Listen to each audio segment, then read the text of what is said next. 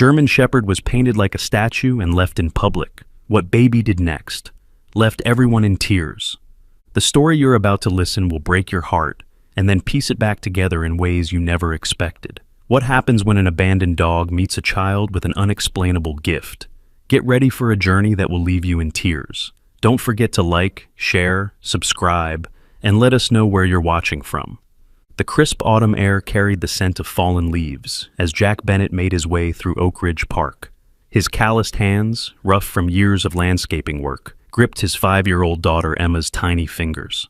Life hadn't been kind to Jack lately. At 32, he found himself a single father, juggling odd landscaping jobs that barely covered their rent after his wife Sarah passed away from cancer 2 years ago. "Daddy, look at the squirrels!" Emma pointed excitedly, her ballet shoes dangling from her other hand. Her blonde curls bounced with each step, reminding Jack painfully of Sarah. Emma had her mother's hair, but she had something else too, a strange way of seeing the world that sometimes left Jack wondering if grief had somehow deepened his daughter's perception of things around her. "They're collecting nuts for winter, sweetie," Jack said, forcing a smile. The park was their special place, a detour they took every Tuesday and Thursday after Emma's ballet practice. It was free entertainment, and these days, free was all Jack could afford. They rounded the corner near the central fountain when Jack noticed a small crowd gathering around something. Curious murmurs rippled through the group. "What are they looking at, Daddy?" Emma tugged at his sleeve. "I'm not sure," Jack said, his curiosity piqued. "Let's go see." As they approached, the crowd parted slightly, revealing what appeared to be a statue of a German Shepherd. Jack frowned. He passed through this park almost daily and had never noticed a dog statue before. "That's strange," a woman in a red coat whispered. "I walk here every morning, and this wasn't here yesterday." The statue was eerily lifelike, a German Shepherd frozen in a sitting position, its head slightly bowed as if in submission. Its entire body was covered in a metallic gray paint that gleamed dully in the afternoon sun. "It looks so real," someone else commented. Jack was about to turn away when Emma suddenly broke free from his grip and pushed through the crowd. "Emma!" Jack called out, trying to follow her. When he reached her, Emma was standing directly in front of the statue, her head tilted to one side, studying it with an intensity that seemed beyond her years. Jack was about to pull her away when he noticed something that made his blood run cold. The statue blinked. "Daddy," Emma whispered, not taking her eyes off the dog. "It's not a statue, it's breathing." Jack knelt down, his heart pounding in his chest. Sure enough, he could see the faintest rise and fall of the dog's chest, so slight it was almost imperceptible. What he had mistaken for an artistic detail was actually a living, breathing animal, painted to look like stone. "Oh my God," Jack muttered, reaching out a tentative hand toward the dog. The animal didn't move, didn't even flinch at his approach. Its eyes, the only part of it not covered in paint, were dull and unfocused. "Someone call animal control." A park ranger pushed through the growing crowd, radio in hand. "What's going on here?" "This dog. It's been painted," Jack explained, his voice tight with anger. "It's alive." The ranger's eyes widened as he took in the scene. "I'll call it in right away. Poor thing must be suffering from paint toxicity. They'll need to send someone with proper equipment." "How long will that take?" Jack asked, noticing how the dog's breathing seemed shallower by the minute. "Could be an hour, maybe more," the ranger replied, already speaking into his radio. "They're stretched thin today." Jack looked at the suffering animal, then at the gathering crowd, most of whom were taking photos rather than offering help. His jaw clenched. An hour might be too late. Emma hadn't moved from her spot. She was now on her knees, her ballet shoes forgotten on the ground beside her, her eyes level with the dog's. "She's not a statue, Daddy," Emma whispered, reaching out a small hand to touch the dog's painted head. "She's crying inside." Something in Emma's voice made Jack's chest tighten. It was the same tone she had used when, at 3 years old, she had told him that Mommy's stars were falling the night before they received Sarah's terminal diagnosis. The dog's eyes shifted slightly, focusing on Emma with what seemed like the last of its strength. To Jack's surprise, its tail twitched, just barely, leaving a faint mark in the dirt. "We can't wait for animal control," Jack decided, shrugging off his jacket. "This dog needs help now." "Sir, I really think you should wait for the professionals," the ranger protested. "That paint could be toxic, and if the dog is scared or aggressive—" "She's not aggressive," Emma interrupted with quiet certainty. She's just really, really sad. Jack gently wrapped his jacket around the dog, careful not to disturb too much of the paint, in case it was indeed toxic. The dog was lighter than he expected, severely malnourished beneath the gray coating. As he lifted the animal, it remained limp in his arms, too weak to resist. "I'm taking her to a vet," Jack announced to the ranger. "Which one is closest?" The ranger looked conflicted, but eventually sighed. "Oak Ridge Animal Hospital is 3 blocks east, but, sir, this isn't standard procedure." "Write me a ticket if you have to," Jack cut him off, already moving. "But I'm not letting this dog die while waiting for procedure." As they hurried away from the crowd, Jack couldn't help wondering what he was doing. His bank account was nearly empty, his rent was already 2 weeks late, and now he was rushing to a vet with a dying dog that would likely cost hundreds of dollars to save, money he simply didn't have. "You're doing the right thing, Daddy," Emma said, as if reading his thoughts. She trotted beside him, struggling to keep up with his long strides. "She was waiting for us to find her." Jack looked down at his daughter, then at the suffering animal in his arms. Something about the cruel deliberateness of the act, painting a living creature and abandoning it like a discarded toy, made his blood boil. Who would do such a thing, and why? Dr. Mia Chen's eyes widened when Jack burst through the doors of Oak Ridge Animal Hospital, a paint-covered German shepherd limp in his arms and a small girl at his heels. "I need help," Jack said, breathless from the 3-block sprint. "Someone painted this dog and left it in the park. She's barely breathing." Dr. Chen immediately sprang into action, calling for her assistance. "Bring her to exam room 2, now!" The next few moments were a blur as the veterinary team whisked the dog away, leaving Jack and Emma in the waiting room. Emma sat unnaturally still, her eyes fixed on the exam room door, while Jack paced nervously. "Daddy, is she going to die?" Emma's voice was small but strangely calm. Jack knelt beside his daughter, wishing he could offer reassurance. "The doctors are doing everything they can, sweetie." "She can't die," Emma stated with absolute certainty. "She has something important to do." Jack was saved from responding by Dr. Chen's return. Her expression was grave as she approached them. "The dog is stable for now, but in critical condition," she explained. "The paint is toxic. It's blocking her pores and causing chemical burns on her skin. She's also severely dehydrated and malnourished." "Whoever did this?"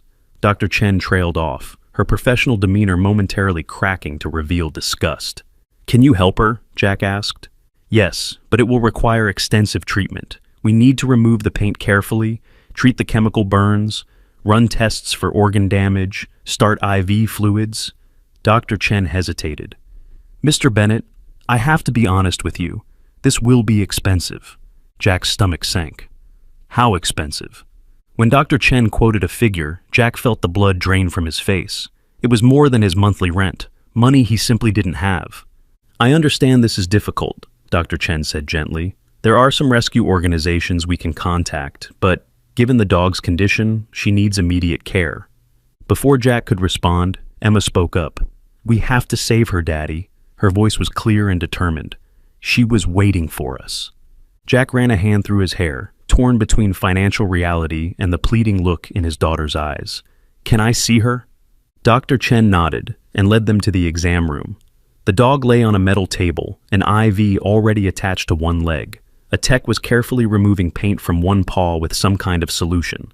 Up close, the dog looked even worse, ribs protruding beneath the gray coating, patches of skin red and irritated where paint had been removed. Despite her weakened state, the dog's eyes opened when Emma approached the table. Something passed between them, a look of recognition that sent a chill down Jack's spine. The dog's tail twitched weakly. "She knows we're helping her," Emma whispered, reaching out to touch the small, clean patch on the dog's head. To everyone's surprise, the dog leaned slightly into Emma's touch. "That's unusual," Dr. Chen remarked. "Given what she's been through, I'd expect her to be fearful of humans." Jack watched the interaction, his resolve crumbling. He couldn't afford this. He had barely enough for groceries this week. But the alternative? "How much can you do with a payment plan?" he asked finally, his voice tight. "I don't have much, but I can give something each week." Dr. Chen's expression softened. "Let me make some calls. There's a foundation that sometimes helps in cases like this. In the meantime, we'll start the emergency treatment." As Dr. Chen stepped away to make her calls, Jack sank into a chair in the corner of the exam room, the weight of his decision settling heavily on his shoulders. What was he thinking? He could barely take care of himself and Emma, let alone a severely injured dog. "Daddy?" Emma slid her small hand into his. "Can we take her home when she gets better?" Jack sighed. "Emma, honey, I don't know if we can. Our apartment is so small, and pets cost money for food and care." "But she needs us," Emma interrupted with that eerie certainty again. "And we need her too. You'll see." Before Jack could respond, Dr. Chen returned, her expression slightly more hopeful. "Good news! The Helping Paws Foundation has agreed to cover half the treatment costs, and I can work out a minimal payment plan for the rest." Relief flooded through Jack. "Thank you. I promise I'll pay every cent back, even if it takes a while." "In cases like this, we do what we can," Dr. Chen replied with a small smile. "Now, we need to get more of this paint off and run some tests. It might be best if you take your daughter home and come back tomorrow." Emma immediately shook her head. "I want to stay with her. She's scared." Dr. Chen looked at the dog, then at Emma with a curious expression. "The removal process will take hours, and it's not something a child should watch." "Just a few more minutes?" Jack asked, noting Emma's distress. Dr. Chen nodded. "A few minutes, then we really need to get started." As the vet stepped away to prepare the treatment, Emma leaned close to the dog's ear. "Don't be scared," she whispered. "We found you, and we won't let anyone hurt you again. I promise." To Jack's astonishment, the dog's breathing seemed to steady, and her tail twitched again, a tiny movement, but deliberate. As they were preparing to leave, one of the techs called Dr. Chen over. "Doctor, you need to see this." They had cleared a small section of fur on the dog's shoulder, revealing what appeared to be a brand or tattoo underneath. Dr. Chen examined it with a frown. "What is it?" Jack asked. "Some kind of marking," Dr. Chen replied, taking a photo with her phone. "I've never seen anything quite like it. Almost looks like a company logo." Emma looked at the mark and shivered. That's where the bad people put their sign on her. Jack and Dr. Chen exchanged glances, both unsettled by Emma's comment. "We'll look into it," Dr. Chen assured them. "For now, let's focus on getting her stable." As they finally left the clinic, the sun was setting, casting long shadows across the pavement. Jack's mind raced with questions. Who would do something so cruel to an animal? What was the strange mark on the dog's shoulder? And how could he possibly manage another responsibility when he was already struggling to stay afloat?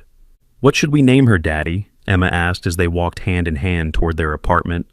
"Emma, we don't know if we can keep her yet," Jack cautioned. Emma stopped walking and looked up at him with eyes too serious for her 5 years. "Her name is Luna," she stated confidently, "because she was all alone in the dark, but now she's found her light." Jack felt a lump form in his throat. How could he possibly say no to that? Despite all logic and financial sense, he knew in that moment that if, when, the dog survived, she would be coming home with them. What Jack didn't know was that bringing Luna home would set in motion a chain of events that would change their lives forever, drawing them into a dangerous world they never knew existed. A world where dogs like Luna were valuable commodities, and the people who owned them would stop at nothing to get their property back. As they reached their apartment building, Jack felt an odd sensation of being watched. He glanced back over his shoulder, but the street was empty, save for a black car parked across the road, a car he didn't remember seeing before. Shrugging off his paranoia, he ushered Emma inside, unaware that their lives had already begun to unravel in ways he couldn't possibly imagine. 3 days passed with Jack and Emma visiting the animal hospital daily. Luna's condition improved slowly but steadily under Dr. Chen's care. The toxic paint had been carefully removed, revealing a beautiful black and tan coat underneath, though patches of her fur remained thin, where the paint had caused the worst damage. "She's quite remarkable," Dr. Chen told Jack as they observed Luna through the glass of the recovery room. "Most dogs wouldn't have survived what she went through." Inside the room, Emma sat cross-legged on the floor, reading a storybook to Luna, who lay with her head in Emma's lap. The connection between them had only strengthened with each visit. "Any luck identifying that mark on her shoulder?" Jack asked. Dr. Chen nodded, pulling out her tablet.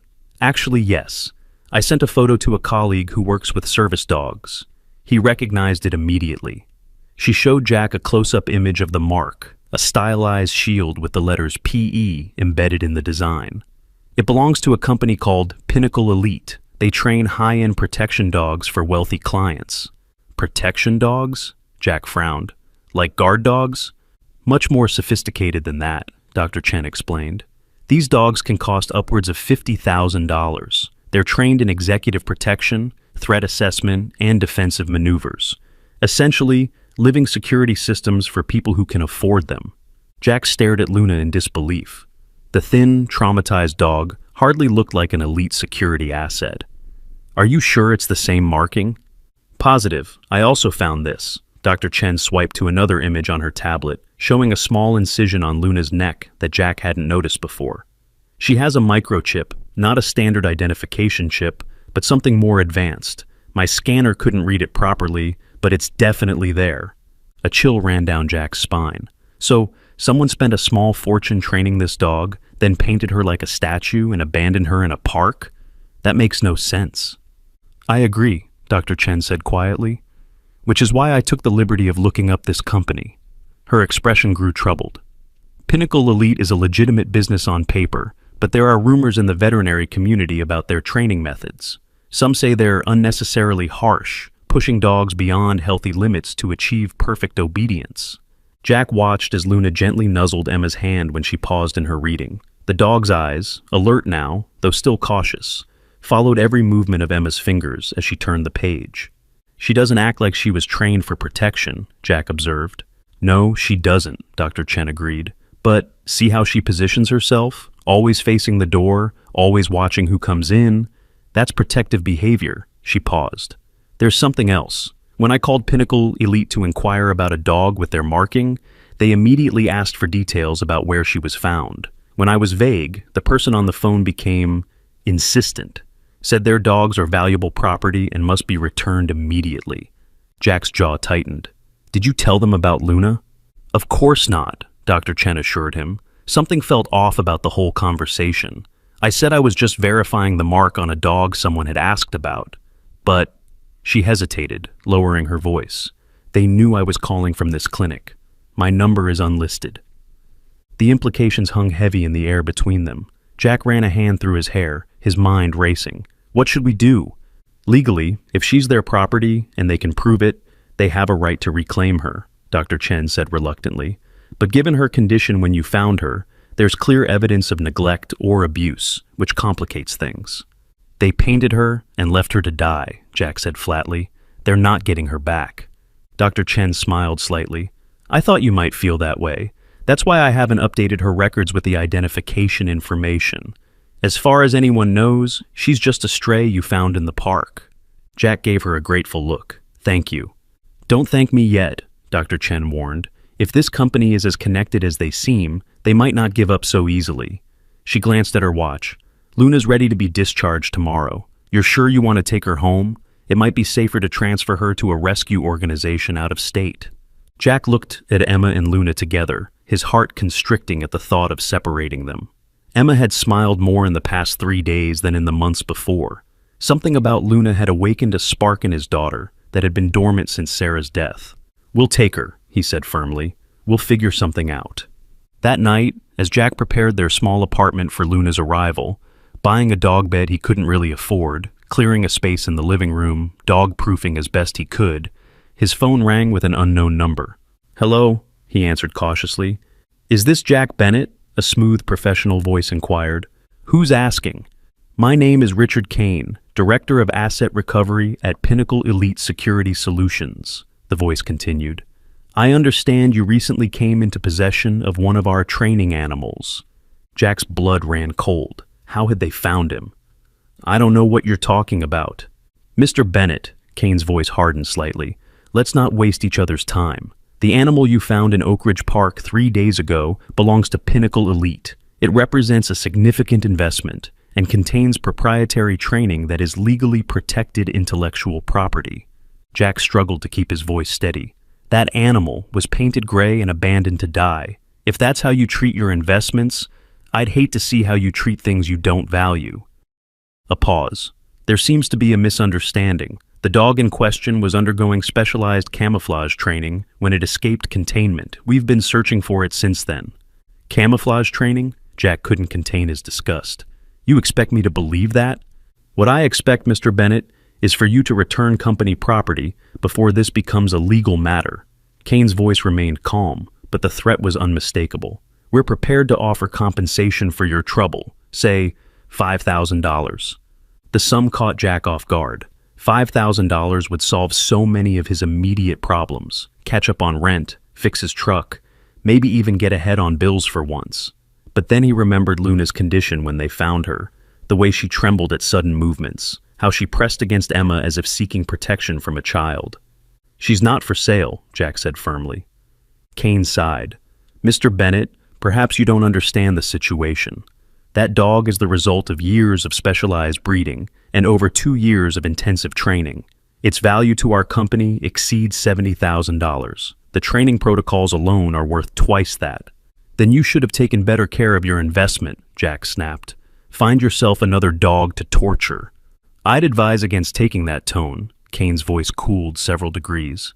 "Pinnacle Elite has contracts with very influential clients who expect discretion and results. We're not in the habit of allowing private citizens to interfere with our business operations." "Are you threatening me?" "I'm explaining reality. Return the dog by tomorrow, and the $5,000 is yours, no questions asked. Wait longer, and the offer expires, along with our patience." "Go to hell," Jack said, and hung up. His hands were shaking as he set the phone down.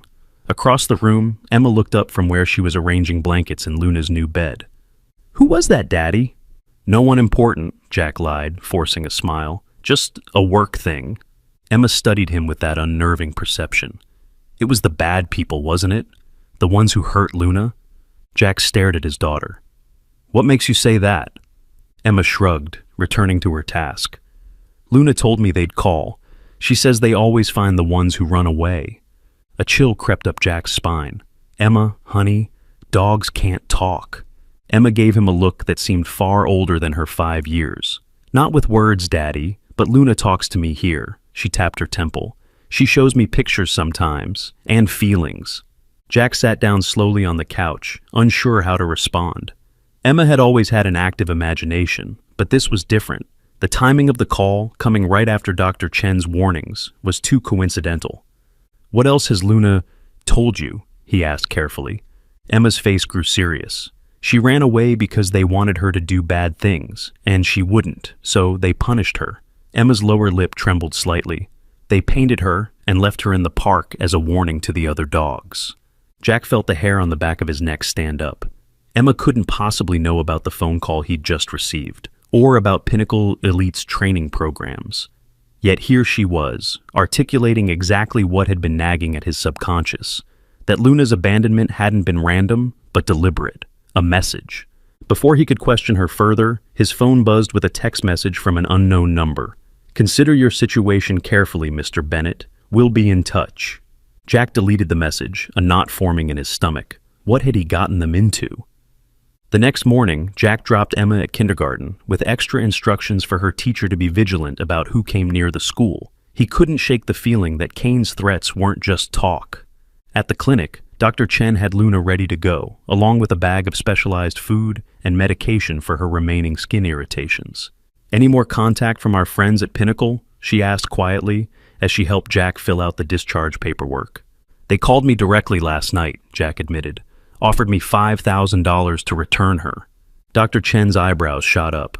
"That's concerning. They must really want her back."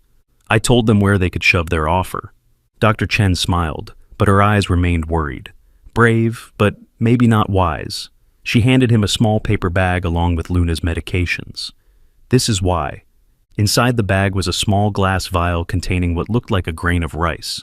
"Is this—" "The chip from Luna's neck. I removed it this morning," Dr. Chen confirmed. "I had a friend in tech look at a scan of it. It's not just an identification chip. It's a GPS tracker. Military grade." Jack stared at the tiny device. "That's how they found me." "Exactly. And now that it's no longer transmitting, they'll know someone removed it." Dr. Chen's expression was grave. "Jack, these people aren't playing around. You need to be careful." Jack pocketed the chip, a plan already forming. "I will be. Thank you for everything, Dr. Chen." "Call me Mia," she said, handing him her personal card. "My cell number's on the back. Call anytime, day or night, if you need help with Luna or anything else." There was something in her expression that made Jack pause. Why are you helping us like this? Mia hesitated. Let's just say Pinnacle Elite's reputation precedes them. They're dogs that I've treated in the past. The training methods leave scars that don't always show on the outside. She stroked Luna's head gently. This one's different. She has a gentleness that's rare in protection dogs. Whatever made her run away, I think she deserves a chance at a normal life. Jack nodded, touched by her concern. Thank you, Mia. As they left the clinic, Luna stuck close to Jack's side, her movements still stiff but much improved. Jack took an indirect route home, constantly checking for any signs of surveillance. He stopped at a hardware store to buy new locks for his apartment door and windows, then at a coffee shop where he planted the tracking chip in the bathroom trash before continuing home. His phone rang again as he was installing the new locks. Unknown number. Hello? Mr. Bennett? It was Kane again, his voice noticeably cooler than before. We seem to have a problem. I told you yesterday I'm not... The chip, Kane interrupted. We know it's been removed. That alone is destruction of property worth several $1,000s. Jack's stomach dropped. How could they know already? The chip was supposed to be untraceable once removed. I don't know what you're talking about, he lied. I think you do. And I think you're beginning to understand that you're in over your head. Kane paused.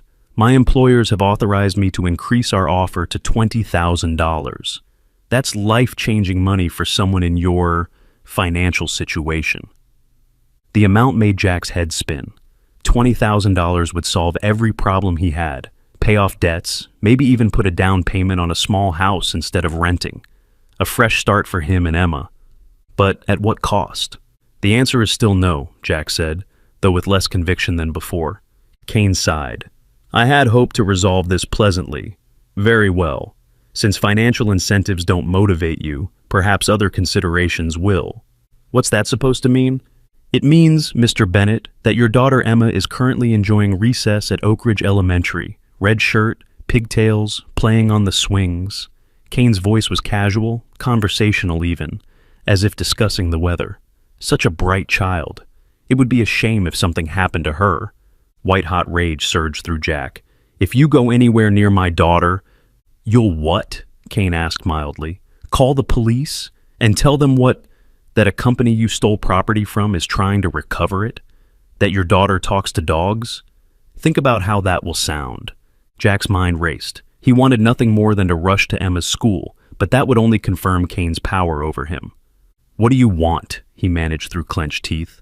The same thing I wanted yesterday. Return the dog to us by 5 p.m. today. Come alone to Westfield Plaza, North Parking Garage, top level. Bring the dog, and this ends. No one gets hurt. The line went dead before Jack could respond. He immediately called Emma's school, asking them to check on her. The secretary confirmed she was fine, still at recess under teacher supervision. Jack asked them to keep her inside for the rest of the day, citing a vague family emergency. Luna watched him from her new bed, her intelligent eyes following his every move as he paced the small apartment. What am I supposed to do? He muttered, running his hands through his hair. They're watching Emma now. Luna whined softly, rising from her bed to press against his leg. Despite her still recovering state, there was strength in her posture, a readiness that hadn't been there before. Jack's phone buzzed with a text from Mia. How's Luna settling in? His fingers hovered over the screen. Should he tell her what was happening? Involve her in this mess he'd created? But then, she already was involved, having removed the chip and hidden Luna's identity in her records. They found us, he typed back. Threatened Emma. Want Luna back by 5 p.m. today. Mia's response came quickly. Don't give in. Meet me at my office in 30 minutes. I have an idea. As Jack gathered Luna's leash and a few supplies, his phone rang yet again. This time, it was his boss at the landscaping company. Jack, I don't know how to tell you this, the man began awkwardly, but we're going to have to let you go. What? Why? Jack was stunned. He'd been with the company for 3 years, never missed a day, always took the jobs no one else wanted. Orders from above. Some big client threatened to pull their contract if we kept you on. I tried to fight it, but his boss sounded genuinely regretful. I'm sorry, man. I can give you 2 weeks severance, but that's all. Jack thanked him numbly and hung up. The walls were closing in faster than he'd imagined possible. Within hours of removing Luna's tracker, they had threatened his daughter and cost him his job. What else could they do? As if in answer to his unspoken question, his phone buzzed with an email notification. The subject line froze his blood. Emma Bennett, school photos. The attachment was a series of pictures of Emma on the playground, taken from a distance but crystal clear. In the last one, she was looking directly at the camera, her expression curious. The message contained just one line, 5 p.m., don't be late. Jack's hands shook with rage and fear as he deleted the email. These people had been watching his daughter, photographing her without anyone noticing. The violation made him sick. Luna pressed against him again, more insistently this time. When he looked down, her posture had changed, alert, focused, her ears forward. She wasn't seeking comfort, she was offering protection. "We're not giving up," he told her, scratching behind her ears. "Not yet." He grabbed his keys and Luna's leash, determination hardening his resolve. Pinnacle Elite thought they had him cornered, but they had overlooked one crucial fact. Jack had nothing left to lose except Emma and now Luna. And for them, he would fight with everything he had. As they left the apartment, Jack didn't notice the black SUV that pulled away from the curb a discreet distance behind them, nor the man inside who spoke quietly into his phone. Target is on the move with the asset, proceeding as planned. The game was far from over. In fact, it was just beginning. Jack arrived at Mia's veterinary clinic with Luna, constantly checking his rearview mirror for signs of the black SUV. The normally busy waiting room was empty. Mia had cleared her schedule for the next hour. "Thanks for coming," she said, locking the door behind them. "I've been doing some digging into Pinnacle Elite." She led them to her back office where printouts and notes were spread across her desk. "It's worse than I thought." Jack glanced at the papers while Luna sniffed around the office, still staying close to them. "How bad are we talking?" "Bad enough that I'm considering calling in some favors with law enforcement," Mia said grimly, handing him a news clipping. 3 months ago, a protection dog with Pinnacle Elite training attacked a child at a private estate in Palmer County. The company claimed the dog had been improperly handled by the owner, but witnesses said the dog seemed to malfunction, like it suddenly couldn't distinguish between threats and family members. Jack skimmed the article, his concern deepening. "So, these dogs are dangerous?" "Not inherently, no. But Pinnacle's training methods..." Mia hesitated. "There are rumors they use some kind of experimental conditioning techniques. Dogs trained too intensively can develop what we call trigger stacking, where stress accumulates until they snap. But according to my contact at Animal Control, the incidents don't fit that pattern either." "What do they fit?" "Nothing natural," Mia admitted. "It's almost like the dogs are being remotely triggered somehow, like flipping a switch from guard dog to attack dog." Jack thought of the tracking chip she'd removed from Luna. Could it be related to the chips? "Possibly," Mia nodded. "That chip was far more sophisticated than standard pet ID microchips. It could potentially deliver electrical stimuli or even chemical releases, not just tracking." The implications made Jack feel sick. He looked at Luna, who had settled at Emma's familiar spot by the exam table. "So, Luna might be a ticking time bomb?" Mia finished his thought. "It's possible, but I don't think so." She knelt beside Luna, examining her eyes and ears carefully. "See this scarring around her ear canal? It looks like she may have had some kind of internal device that was removed, or that she removed herself. Dogs can be remarkably resourceful when motivated." "What kind of device?" "Hard to say without imaging, but possibly a receiver of some kind. If I had to guess, I'd say Luna sabotaged her own equipment. That's why they abandoned her. A failed experiment painted as a warning to others." Jack sat heavily in the office chair. "This is insane. We're talking about dog mind control?" "Not mind control exactly, more like remote behavioral triggering. The science exists, it's just not supposed to be used this way." Mia's expression hardened. "And it appears Pinnacle Elite has powerful clients who want this technology. Ethics be damned." Jack checked his watch, 3:24 p.m., less than 2 hours before Kane's deadline. "They have already threatened Emma and got me fired. What's our next move?" "We have 2 options," Mia said. 1, we go to the police with what we know. 2, we hide Luna and Emma somewhere safe until we can gather enough evidence to bring Pinnacle down legally. "The police won't believe us without proof," Jack said, and Kane made it clear they have connections. "If I don't show up at 5, they'll come after Emma." Mia stared thoughtfully at Luna. "There's a 3rd option." She pulled out her phone, scrolling through contacts. My brother owns a cabin about 3 hours north. It's remote, off-grid, perfect for lying low. You, Emma, and Luna could stay there while I work on gathering evidence with some colleagues who've been watching Pinnacle for months. It was tempting. Disappear, protect Emma, buy some time, but running felt like admitting defeat. And how long would they need to hide? Days, weeks, months? I need to get Emma, Jack decided. She gets out of school in 20 minutes. I don't trust that she's safe there anymore. I'll come with you, Mia offered. Safety in numbers. As they prepared to leave, Jack's phone rang. Emma's school. Mr. Bennett, this is Ms. Williams, Emma's teacher. The woman's voice was tense. There's been an incident. Emma became extremely agitated about 15 minutes ago, insisting something was wrong with your dog. She's quite upset. Jack exchanged alarmed glances with Mia. Is she okay? Physically, yes, but she's very distressed. Could you come get her? She keeps saying they're hurting Luna, and we can't calm her down. I'll be right there, Jack promised, already heading for the door with Luna at his heels. Jack, wait, Mia called. If Emma's having some kind of connection with Luna, we should leave Luna here where she's safe, just in case. Jack hesitated, torn between keeping Luna with him and protecting her from whatever might happen. Luna whined anxiously, looking between Jack and the door. Okay, he agreed reluctantly. Keep her in the back where no one can see her. I'll get Emma and come straight back. He knelt in front of Luna. Stay with Mia, girl. I'll be back with Emma soon, I promise. Luna licked his hand once but seemed unusually restless, pacing the small office. As Jack left, he heard her whining more insistently behind the closed door. The drive to Emma's school took only 7 minutes, but it felt like hours.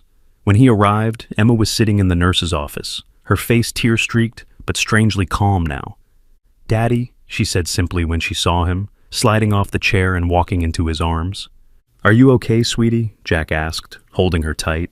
Emma looked up at him with those unnervingly old eyes. They were trying to hurt Luna, but they couldn't find her. They're angry now. Ms. Williams, hovering nearby, gave Jack a concerned look. She was almost hysterical earlier, Mr. Bennett. It came on suddenly, during art class. She started screaming about someone hurting a dog. Jack thanked the teacher and quickly led Emma to his truck, scanning the school grounds for any sign of surveillance. How did you know about Luna, Emma? He asked as he buckled her in. I told you, Daddy. She talks to me in my head. Emma's matter-of-fact tone made the hairs on Jack's neck stand up.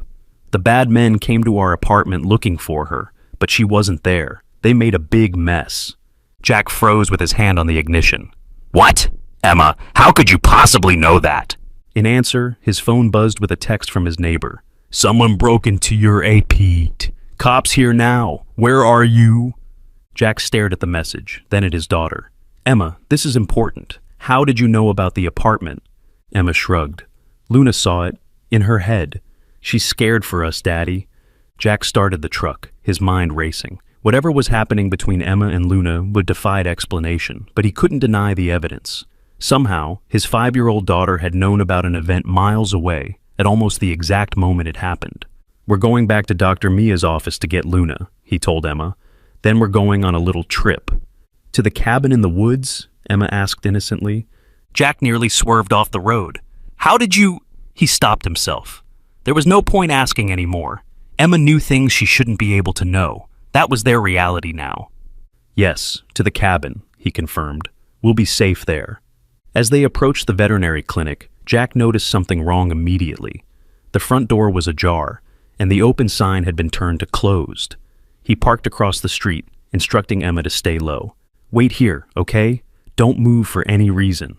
Luna and Dr. Mia need help, Emma said urgently. The bad men are there. Jack's blood ran cold. He reached under his seat and pulled out a tire iron. Not much of a weapon, but better than nothing. I'll be right back. Lock the doors. He approached the clinic cautiously, staying close to the buildings. Through the front window, he could see the reception area was empty, but a chair had been overturned. The silent alarm light was blinking beneath the desk. Mia had triggered it. Moving to the side of the building, Jack found the staff entrance unlocked. He slipped inside, listening intently. Voices came from the direction of the kennels at the back of the clinic. The chip is no longer transmitting, sir. A male voice, unfamiliar, but our scanners show the dog was here recently. Then find it. Kane's voice, unmistakable in its cold authority. "And find the vet. She must know where Bennett is taking it." Jack crept forward, peering around the corner into the kennel area. Two men in black tactical gear were searching the rooms while Kane stood watching. Of Mia and Luna, there was no sign. He was weighing his options when a movement caught his eye, a shadow shifting behind the storage cabinet. Mia was hiding there, pressed against the wall, Luna beside her. The dog's ears were forward, her body tense but controlled. Neither Kane nor his men had spotted them yet, but it was only a matter of time. Jack needed a distraction. Glancing around, he spotted the fire alarm on the wall near the reception desk. It would bring unwanted attention, but it might give Mia and Luna a chance to escape. He was about to move when a small voice spoke directly behind him. "Daddy, Luna says we need to go now." Jack nearly jumped out of his skin. Emma stood there, having somehow silently followed him inside. "Emma," he whispered frantically, "I told you to stay in the truck." Before he could grab her, Emma stepped past him into full view of the kennel area. "Stop looking for my dog," she announced clearly, her voice echoing in the suddenly silent room. Kane and his men whirled around, momentarily startled by the child's appearance. Kane recovered first, his surprise transforming into a calculating smile. "Well, hello there," he said, his voice artificially pleasant. "You must be Emma. What a coincidence. We were just looking for you and your daddy."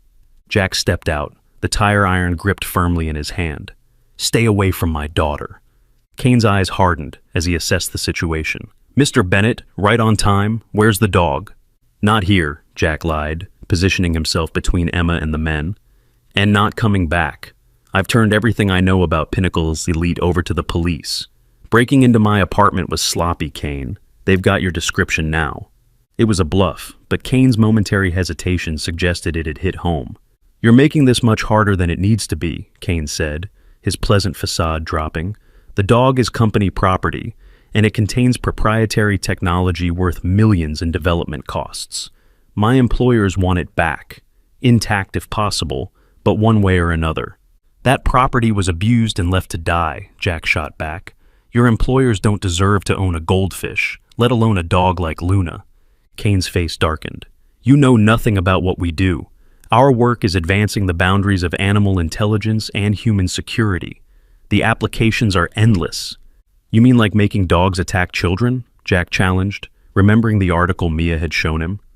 "Unfortunate incidents happen in any field of research," Kane dismissed with a wave. "The point is, you're interfering with matters far beyond your understanding or pay grade. The smart play is to take the money and walk away." "The money you offered for my dog?" Emma piped up, her voice startlingly clear. Kane's attention shifted to her, his expression unreadable. "Yes, little one. Your father could have $20,000. Think of all the toys you could buy." Emma took a step forward despite Jack's attempt to hold her back. "Luna is not for sale. She ran away from you because you hurt her. You made her do bad things." Kane's eyes narrowed slightly. "What an imagination you have." "It's not imagination," Emma stated with eerie certainty. "I know what you did to the other dogs. Luna showed me." For the first time, Kane seemed genuinely unsettled. "What is she talking about, Bennett?" "I have no idea," Jack said truthfully, though his own unease was growing. Whatever connection Emma had with Luna went deeper than he had realized. Emma pointed directly at Kane. "You put machines in their heads to control them, but Luna broke hers because she didn't want to hurt people. That made you angry, so you painted her gray and left her in the park to scare the other dogs." The color drained from Kane's face. How could she possibly... He stopped himself, his professional demeanor reasserting itself. "Enough games. Where is the dog, Bennett?" "She's right here." Mia's voice came from behind Kane as she stepped out from her hiding place, Luna at her side. The German Shepherd stood tall, her posture alert but calm, eyes fixed on Kane with unmistakable recognition. Kane turned slowly. "Dr. Chen, I should have known you were involved when the tracking chip went offline." His gaze shifted to Luna, and his expression changed to one of cold assessment. "Subject 17, you've caused quite a bit of trouble." At the designation, Luna's ears flattened slightly, but she held her ground, positioning herself protectively in front of Mia. "She's not a subject," Mia said firmly. "She's a living being you and your company tortured in the name of profit. And I've documented every bit of evidence, the removed chip, the surgical scars, the behavioral conditioning, all of it. One call, and it goes to every animal welfare organization and law enforcement agency in the state.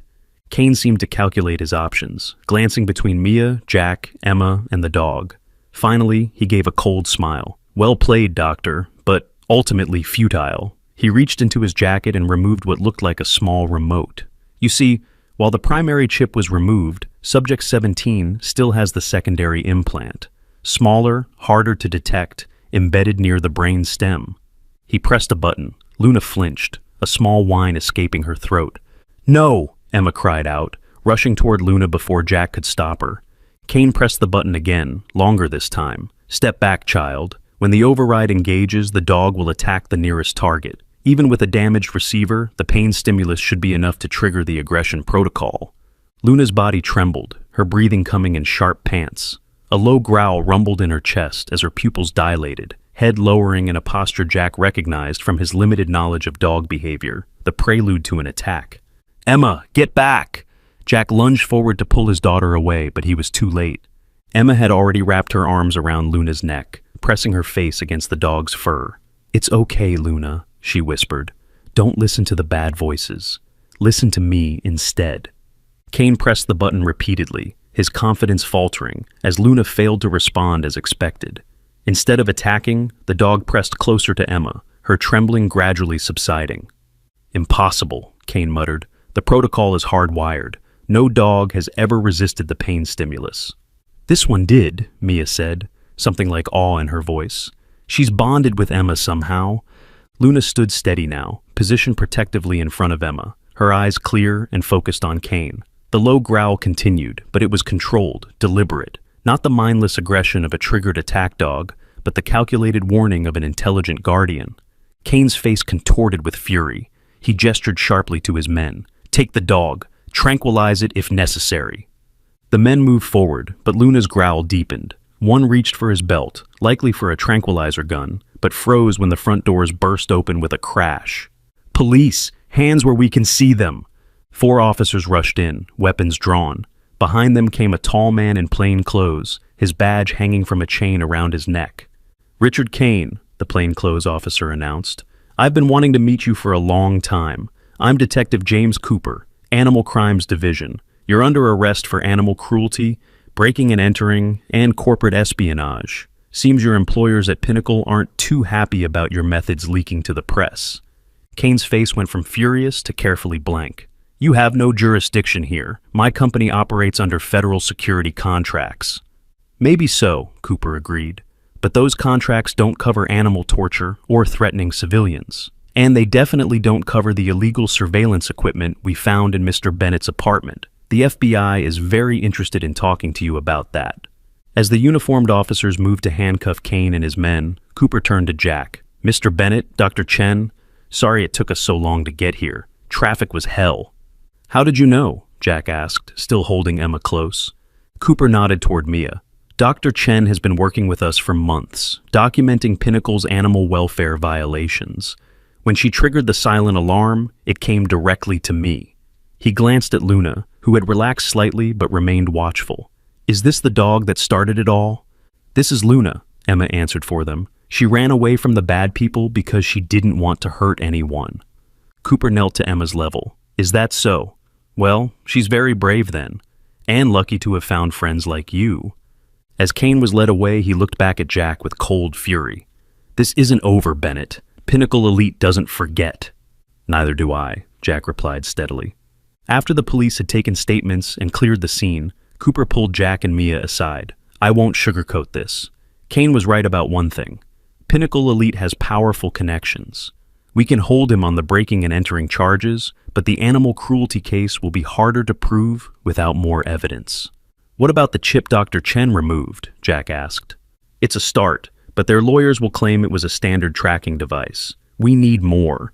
Documentation of their training methods, testimony from former employees, something concrete." Mia nodded thoughtfully. "I might know someone who could help, a former trainer who left the company a year ago.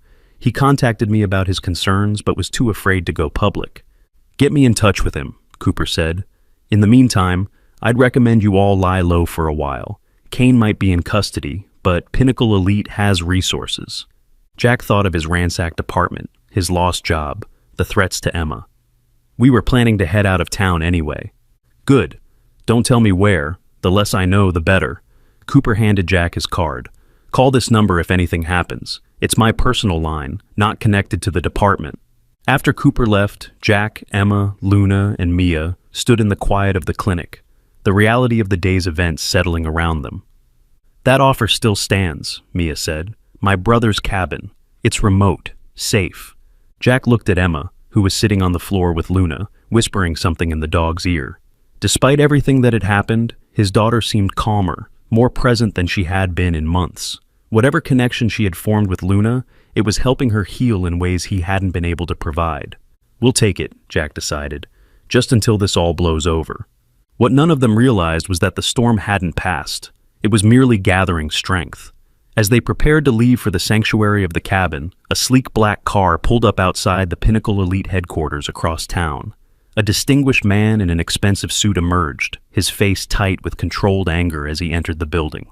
Alexander Graves, CEO of Pinnacle Elite and the true architect of the experimental program, had just received word of Kane's arrest, and he was not pleased. Find them, he instructed his head of security. The dog, the man, the child, all of them. This project is too valuable to lose now. What about Kane? The security chief asked. Graves waved a dismissive hand. Kane is a liability now. Cut all ties. Focus on recovering Subject 17 and the child. The child, sir? A cold smile touched Graves' lips. Kane's reports indicate something unusual between the dog and the Bennett girl. Some kind of empathic connection. If true, that could be even more valuable than the neural implant technology. Understood, sir? As Graves turned to the window, his reflection hard against the darkening sky, he made a silent vow. Subject 17 had been his most promising prototype, the perfect blend of intelligence, strength, and trainability. The dog's escape had been a setback, but now, with the unexpected development of a human connection, it had become an opportunity. The Bennett family thought that they had won a small victory today. Soon they would discover just how wrong they were. Sunset painted the sky in shades of orange and purple as Jack's truck wound its way along the narrow mountain road. 3 hours into their journey, the urban sprawl had given way to dense forest, with no signs of civilization, except the occasional dirt road branching off into the wilderness. In the back seat, Emma had finally dozed off, her small hand resting on Luna's fur. The German shepherd remained vigilant despite the day's excitement, her amber eyes scanning the passing landscape through the window. How much further? Jack asked, glancing at Mia in the passenger seat. She had insisted on coming with them, at least for the first few days, to help Luna settle and to examine the dog more thoroughly away from prying eyes. About 20 minutes, Mia replied, checking the hand-drawn map her brother had faxed to her office. Next right should be a logging road. We'll follow that for about 3 miles. Jack nodded, his eyes heavy with fatigue. The past few days had been a whirlwind, finding Luna, confronting Kane, the break-in at his apartment, and now this escape into the wilderness. Part of him still couldn't believe this was happening. A month ago, his biggest worry had been making rent on time. Now he was on the run from a shadowy corporation, with his daughter and a genetically enhanced dog. Do you think Cooper can really build a case against Pinnacle? He asked, breaking the contemplative silence. Mia sighed. It won't be easy. Companies like Pinnacle Elite operate in gray areas between military contracts, private security, and experimental technology. They have lawyers and connections we can't even imagine. She turned to look at Luna and Emma in the back seat. But what they did to Luna and the other dogs crosses a line that even their money can't easily erase. If Cooper finds that former trainer I mentioned and gets him to testify, and if he doesn't, then we regroup and find another way, Mia said firmly. I didn't spend 8 years becoming a veterinarian to look the other way while animals are tortured for profit. Jack felt a surge of gratitude for this woman, who had inserted herself into their chaotic situation without hesitation. Why are you helping us like this? You hardly know us. You could lose your practice, your license. Mia was quiet for a moment.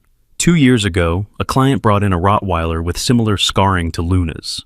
The dog was aggressive, unpredictable, nothing like what the owner had described when purchasing it. I found a chip similar to Luna's, but before I could properly document it, the dog disappeared from my kennel overnight. The owner stopped answering my calls. She turned to look at Luna again. I've been watching Pinnacle Elite ever since, gathering evidence piece by piece. Luna is the breakthrough we've been waiting for, proof that they're implanting control devices in these dogs.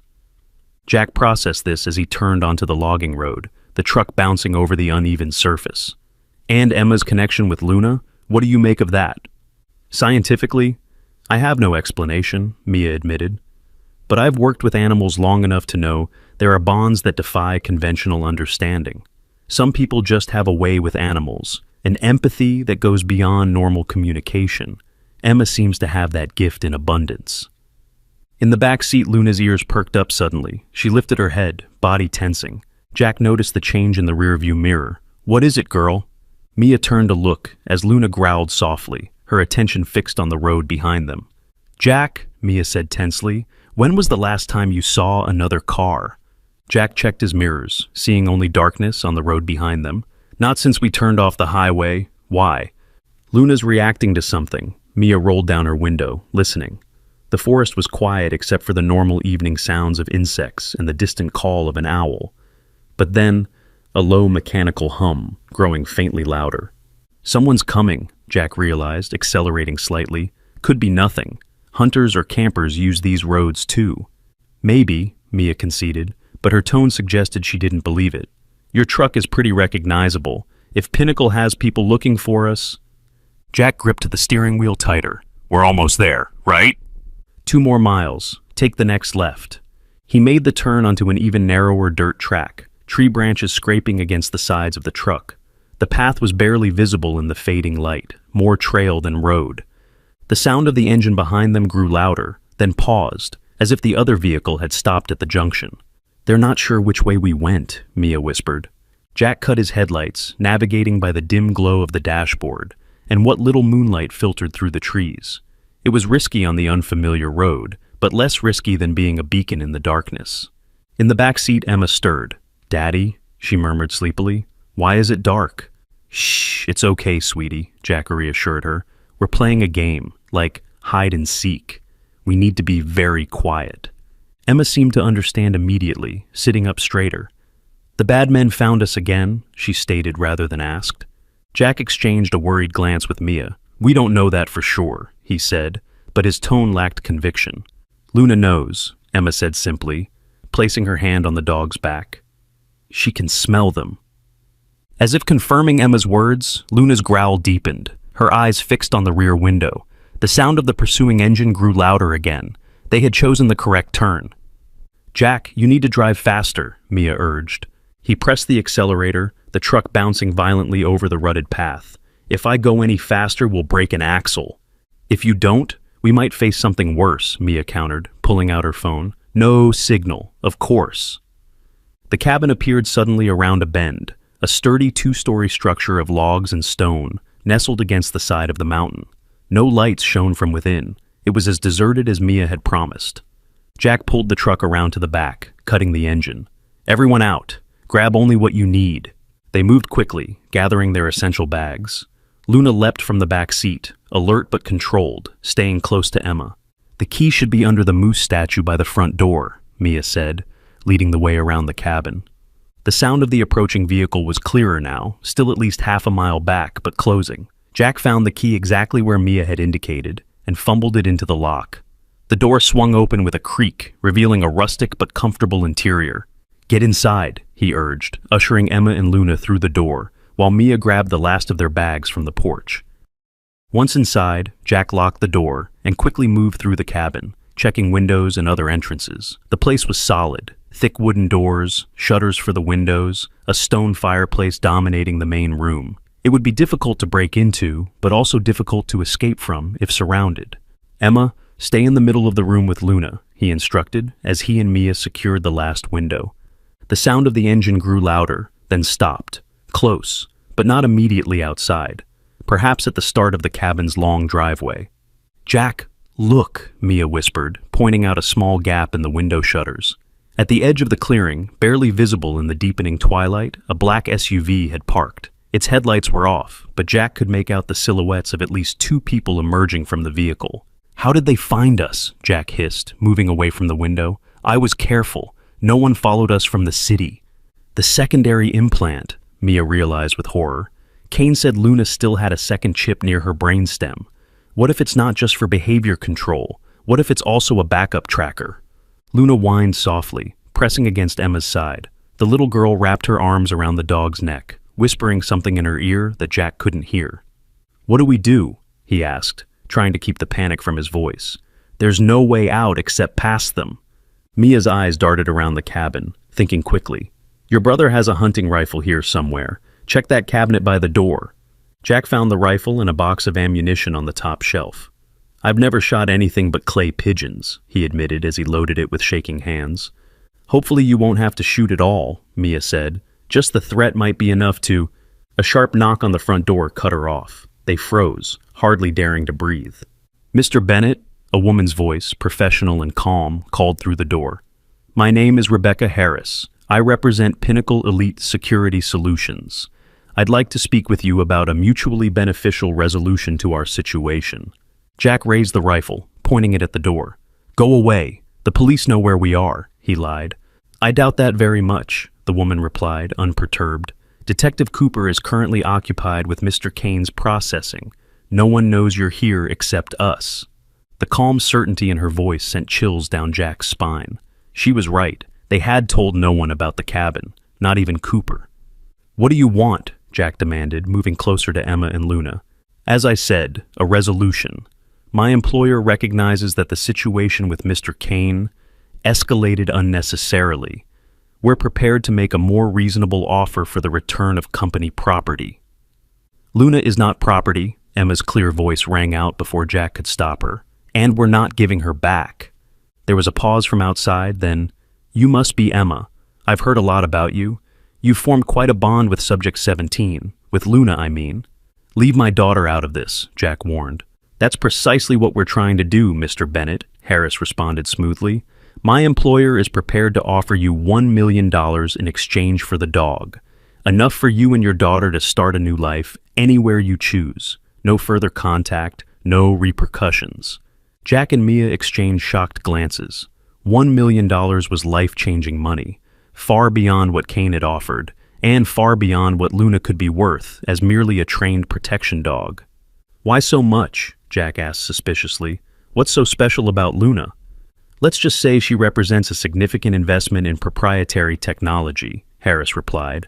"My employer prefers to resolve this quietly and is willing to pay a premium for discretion." Emma tugged at Jack's sleeve. "Daddy, Luna says they're lying. They don't want just her. They want both of us." Jack looked down at his daughter, her face solemn in the dim light of the cabin. "Both of you?" "The bad man in charge," Emma explained, her voice eerily adult. "He wants to know how Luna and I can talk to each other.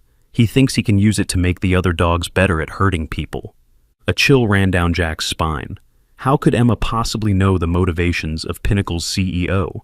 Unless her connection with Luna was somehow giving her insights none of them could explain. "Mr. Bennett," Harris called through the door, "is everything all right?" "You're not just here for Luna," Jack accused. "You want my daughter too." A moment of silence followed, heavy with implication. When Harris spoke again, her voice had lost some of its professional polish.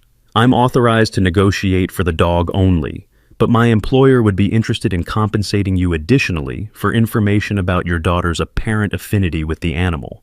"Get off our property," Jack said, his voice hard with resolve. "Now." "I'm afraid I can't do that, Mr. Bennett," Harris replied, dropping all pretense of negotiation. "We have orders to recover the asset by any means necessary. You have 3 minutes to open this door voluntarily before we take more direct action." Jack's mind raced. The cabin was solid, but it wouldn't withstand a determined assault for long. And they were outnumbered, possibly outgunned. Their only advantage was that Pinnacle seemed to want Luna and Emma unharmed, which might limit their tactics. "Daddy," Emma whispered urgently, "Luna knows another way out." Jack looked down at his daughter in confusion. "What do you mean?"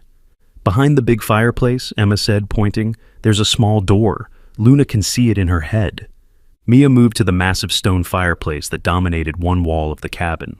"Your brother mentioned this place was used by bootleggers during Prohibition," she murmured, running her hands along the stones. "Maybe there's a hidden—" Her fingers caught on something, and a section of the stonework shifted slightly. With a small grunt of effort, Mia pushed harder, revealing a narrow passage behind the fireplace. "It leads down to the river," Emma announced confidently. "We can follow the water to the road." Jack stared at his daughter, torn between amazement at this discovery and concern over her inexplicable knowledge. "Emma, how could you possibly know that?" "I told you, Daddy. Luna knows things, and she tells me." Emma stroked Luna's head affectionately. "She was here before, with another man who was running away from the bad people." "Another escapee from Pinnacle?" Mia wondered aloud.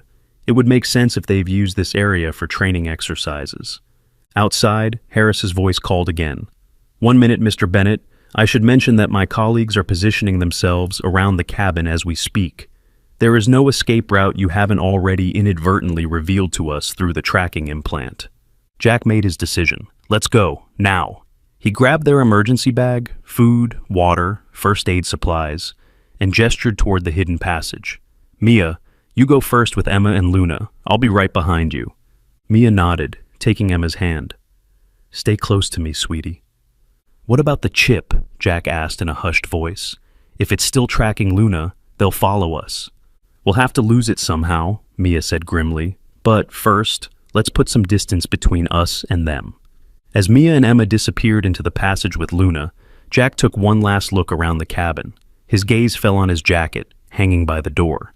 An idea formed, not a permanent solution, but perhaps enough to buy them time.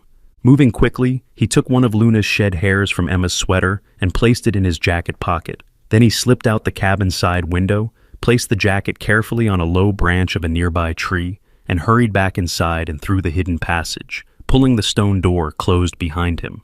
The passage was narrow and steep, forcing Jack to crouch as he made his way down the rough-hewn steps. The air was damp and cold, smelling of moss and earth. After about 50 feet, the passage leveled out into a wider tunnel supported by old wooden beams. He caught up with Mia, Emma, and Luna at a junction where the tunnel split in 2 directions. "Which way?" he whispered. Emma looked to Luna, who was sniffing both passages intently. After a moment, the dog moved decisively toward the left tunnel. "This way," Emma said. "It's longer but safer. The right one collapsed further down." They followed Luna's lead, moving as quickly as they dared in the dim light of Mia's phone flashlight. The tunnel wound downward, occasionally branching, but Luna never hesitated at the junctions, leading them with unwavering confidence.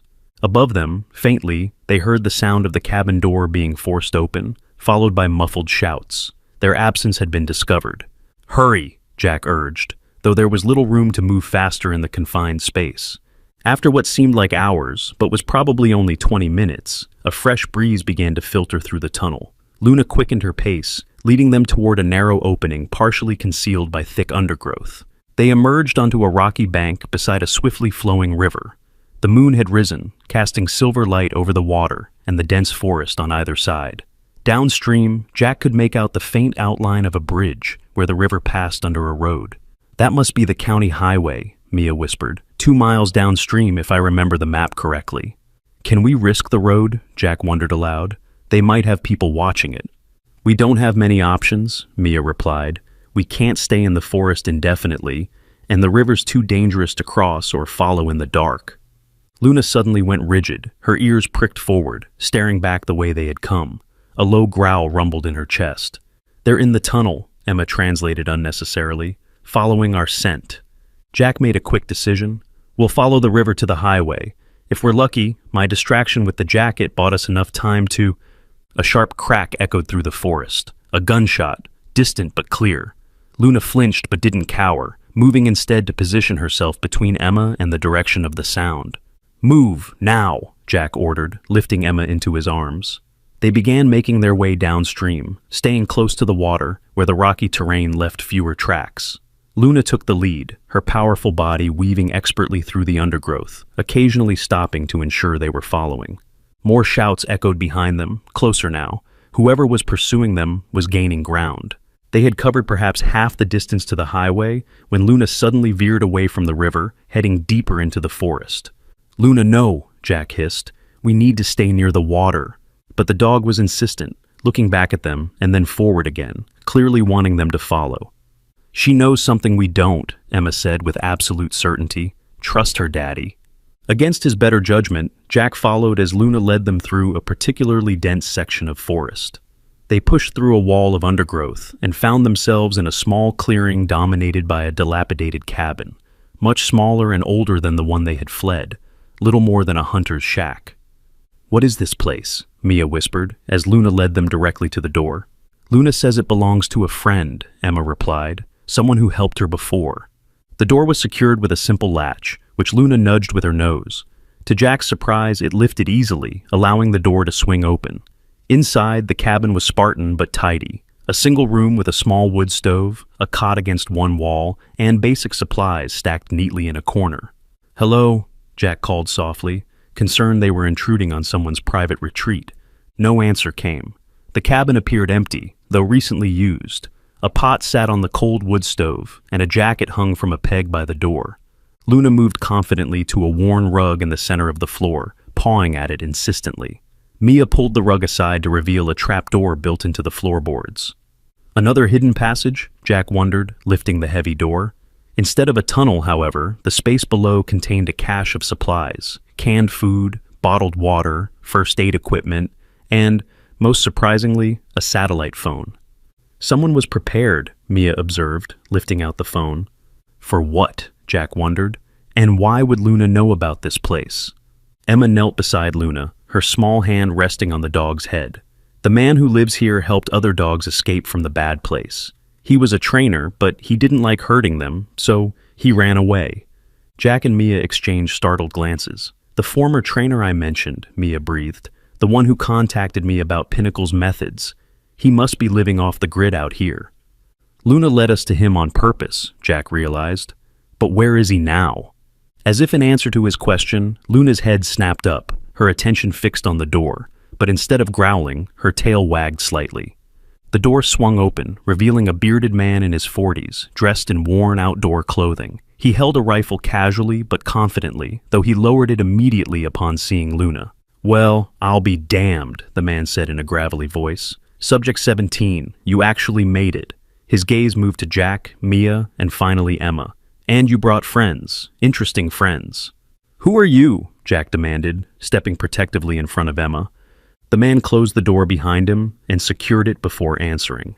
"Name's Daniel Walsh, former head trainer at Pinnacle Elite, current fugitive, and apparently your only hope of getting out of these woods alive." He nodded toward Luna. "IC-17 found you, or maybe you found her. Either way, you're in the middle of something much bigger than you realize." "Pinnacle's people are right behind us," Mia warned. "We barely escaped the cabin upriver." Walsh nodded grimly. "I heard the commotion. They've been searching these woods for 2 days, ever since you left the city. Normally they're more subtle, but they're desperate to recover 17. She's special, even among the enhanced subjects." "Enhanced?" Jack repeated. "What exactly did they do to her?" Walsh's expression darkened.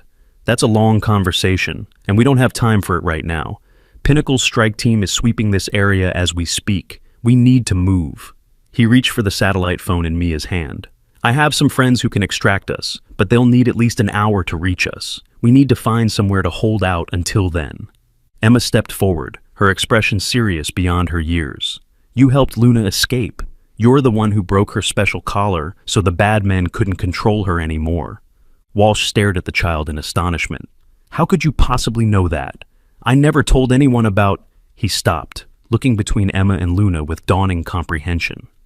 "Unless the neural link actually worked. Not how they intended, but—" "What neural link?" Jack demanded. "What are you talking about?" Before Walsh could answer, Luna growled, a different sound than before, more urgent. All of them fell silent, listening. The faint snap of twigs and rustle of leaves came from outside. Someone was approaching the cabin. "Back door," Walsh whispered, pointing to a narrow exit behind the wood stove.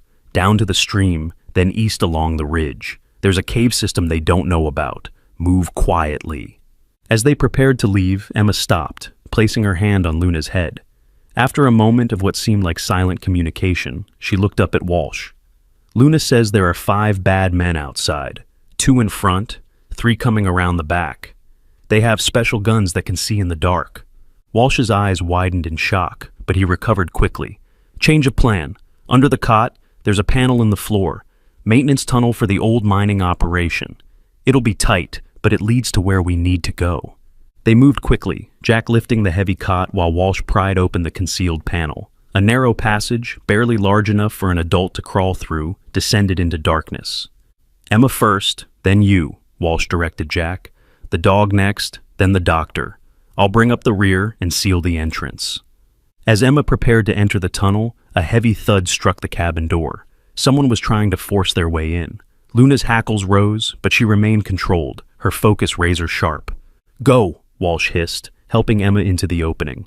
One by one, they descended into the cramped tunnel, the sounds of intrusion growing louder above them. Walsh was the last to enter, pulling the panel closed just as the cabin door splintered open. In the close darkness of the tunnel, illuminated only by the weak beam of Mia's phone, they began their escape.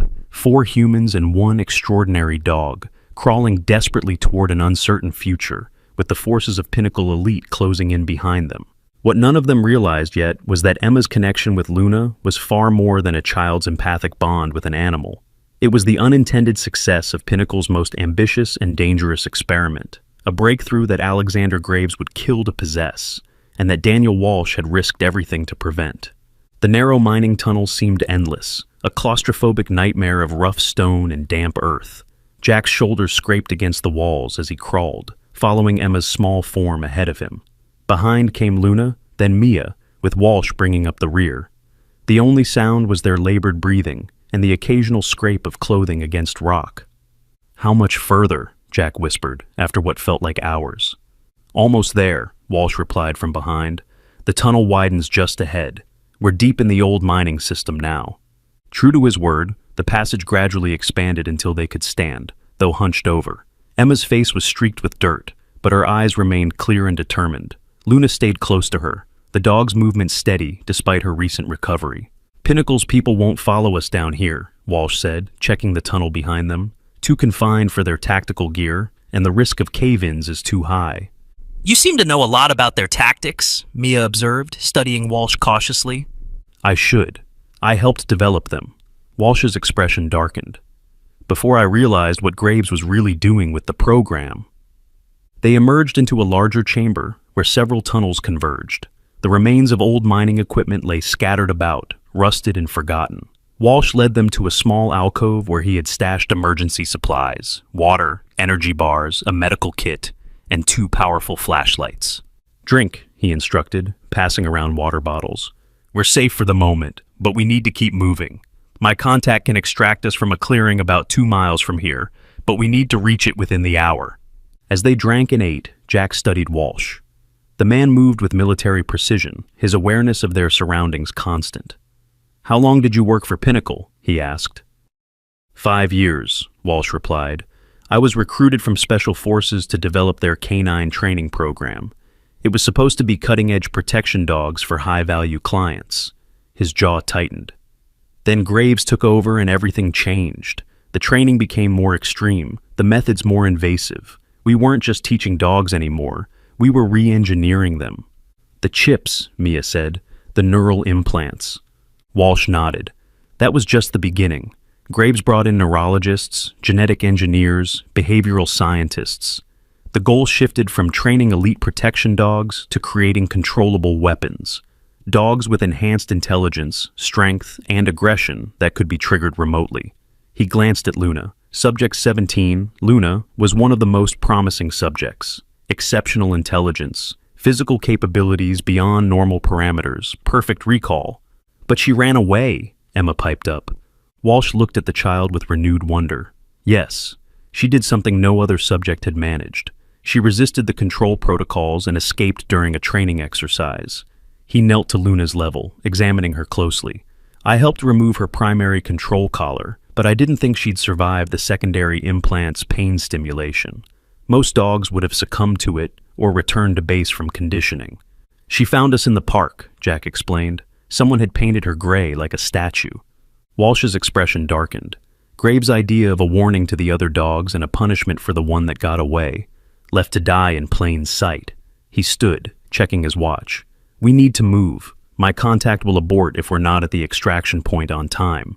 As they prepared to leave, Emma suddenly froze, her hand on Luna's back. "They're coming," she whispered, her voice small but certain. Walsh looked sharply at the tunnel entrance. Impossible. They wouldn't risk. A distant sound echoed through the chamber, the scrape of movement against stone. "Graves sent his cleanup team," Walsh said, his voice tight with tension. "Ex-military specialists who handle Pinnacle's most sensitive operations. They're not bound by the same rules as the regular security forces." "How did they find us?" Jack demanded, pulling Emma closer. Walsh's gaze went to Luna. "The secondary implant. It's more sophisticated than I realized. They must have recalibrated it to boost the signal in close quarters." "We need to remove it," Mia said urgently. "Not here, not without proper equipment." Walsh was already gathering their supplies.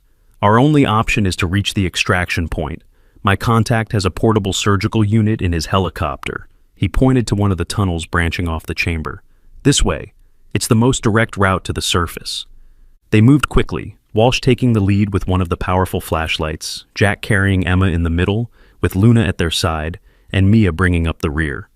The tunnel sloped upward, occasionally branching, but Walsh navigated without hesitation, choosing paths with the confidence of someone who had mapped them thoroughly. The sounds of pursuit grew fainter behind them, but never completely disappeared. Their hunters were persistent, professionals trained to track targets through the most challenging terrain. After 20 minutes of steady climbing, the tunnel began to narrow again. Emma, who had been unusually quiet, suddenly spoke. "Luna says there's another way," she announced. "A faster way, but it's underwater." Walsh stopped, turning to face them. "What's she talking about?" Emma pointed to a small offshoot of the tunnel they had just passed. "Through there, there's a pool that leads to a river. The river comes out near the place where your friend is landing." Walsh stared at Emma, then at Luna. How could she possibly know that? Those tunnels aren't on any map. They were flooded 50 years ago. "Emma and Luna have some kind of connection we can't explain," Jack said. But so far, everything Emma has said Luna told her has been accurate. Walsh hesitated, clearly torn between following his known route and trusting this inexplicable intelligence. Before he could decide, a sharp cracking sound echoed through the tunnel behind them, followed by muffled voices. Their pursuers had found their trail again. "We don't have time to debate this," Mia urged. "They're gaining on us." Walsh made his decision. "Show me this underwater passage." Emma led them back to the offshoot, which descended sharply before opening into a small chamber dominated by a dark, still pool of water. The beam of Walsh's flashlight revealed that it extended into a flooded tunnel. "Luna says we need to swim through," Emma explained. "It's not far, but it's completely underwater for about 30 seconds. Walsh examined the tunnel entrance beneath the water's surface. "It looks clear, no obvious obstructions." He turned to the others. "This could work, but it's risky. If the tunnel is blocked further in, we'll drown," Jack finished grimly. More sounds echoed from the main passage. Their pursuers were closing in rapidly now. "We don't have a choice," Mia decided. "I'll go first. Test the route." "No," Walsh countered. "I'll go. If it's clear, I'll come back for Emma. The dog can likely swim it on her own." Jack looked at his daughter, fear gripping his heart at the thought of her trying to navigate an underwater tunnel. There has to be another way. "There isn't, Daddy," Emma said with unsettling calm. "Luna will help me. She's done this before." Before Jack could question this statement, Walsh had already stripped off his outer jacket and slipped into the water. With a nod to the others, he took a deep breath and disappeared beneath the surface. The minutes that followed were some of the longest of Jack's life. He held Emma close, listening to the approaching sounds of pursuit while watching the dark water for any sign of Walsh's return. Just as Jack was beginning to fear the worst, the water's surface broke, and Walsh emerged, gasping for air. "It's clear," he confirmed between breaths. "About 20 meters, no obstructions. Comes out in an underground river that flows to the surface." The sounds of their pursuers grew louder. They were almost upon them. "Emma goes now with me," Walsh insisted, holding out his arms. "We don't have time to argue." Jack knelt to Emma's level. "I'll be right behind you, sweetheart. Hold tight to Mr. Walsh and do exactly what he says." Emma nodded bravely, but instead of going to Walsh, she turned to Luna. "We'll go together," she told the dog, wrapping her small arms around Luna's neck. "Just like you showed me." Before anyone could stop her, Emma and Luna slipped into the water. To Jack's astonishment, Luna seemed to understand exactly what was needed. The dog positioned herself so Emma could hold on to her back, and with a last look at Jack, they both disappeared beneath the surface. "Emma!" Jack cried, lunging toward the water. Walsh caught his arm. "Wait! Let them clear the tunnel first. The dog knows what she's doing." "My daughter is underwater with a dog," Jack shouted, wrenching his arm free. "A dog that's been specifically designed for water operations," Walsh countered. "Trust me, Luna is more capable than any human swimmer. She'll keep Emma safe." The agonizing wait was cut short by the sound of voices just outside their chamber. Their pursuers had found them. "Go, now!" Walsh ordered, pushing Mia toward the water. "I'll be right behind you." Mia gave Jack a quick, reassuring squeeze before diving into the dark pool. Jack hesitated just long enough to see Walsh pull something from his pack, a small device with a blinking light. "What is that?" Jack asked. "Insurance," Walsh replied grimly. "Now go." Jack dove into the cold water, orienting himself toward the underwater tunnel. Taking the deepest breath he could manage, he submerged and pushed forward into the narrow passage. The darkness was absolute, the walls of the tunnel scraping his shoulders as he propelled himself forward with powerful kicks. 30 seconds underwater had never seemed so long. Jack's lungs began to burn, panic rising as he pushed through the seemingly endless tunnel. Just as his body screamed for air, his hand broke the surface into open space. He emerged gasping into a fast-flowing underground river, the current immediately sweeping him forward. Ahead, he could make out Mia being carried along, and further ahead, a small figure clinging to what must be Luna, the dog swimming powerfully with the current. Behind him came a muffled boom that reverberated through the water. Walsh's insurance had been some kind of explosive, likely collapsing the underwater tunnel to prevent pursuit. The river carried them swiftly through a series of chambers before finally emerging into open air. They were swept into a wider river that flowed through a densely wooded ravine. Luna, with Emma still clinging to her back, made her way expertly to the shore, while Mia and Jack followed, fighting the current. "Emma!" Jack called as soon as he could stand in the shallows. "Are you okay?" Emma sat on the riverbank, soaking wet, but remarkably composed. Luna stood protectively beside her, shaking water from her coat. "I'm okay, Daddy. Luna made sure I didn't swallow any water." Jack pulled his daughter into a tight embrace, relief washing over him. "Don't ever scare me like that again." "Where's Walsh?" Mia asked, scanning the river behind them. As if in answer, a splashing sound announced Walsh's arrival as he fought his way to shore, coughing and sputtering. "Everyone make it," he gasped. "We're all here," Jack confirmed, still holding Emma close. Walsh checked his waterproof watch. "The extraction point is half a mile up this ravine. If we hurry, we can still make it." They set off immediately, wet clothes clinging uncomfortably as they climbed the steep bank of the ravine. Luna took the lead, seemingly energized rather than exhausted by their underwater escape. "The implant," Mia remembered suddenly. "If it's still active, The water might have interfered with the signal temporarily," Walsh said, "but we can't count on that for long. We need to remove it as soon as we reach safety." They pushed forward through the dense forest, following the ridgeline above the river. Despite their exhaustion, fear drove them onward, the knowledge that Pinnacle's forces could still be tracking them, providing powerful motivation. The sound reached them before they saw it, the distinctive whoomp-whoomp of helicopter rotors. As they crested a small rise, they spotted a clearing ahead, where a sleek black helicopter waited, its rotors already spinning.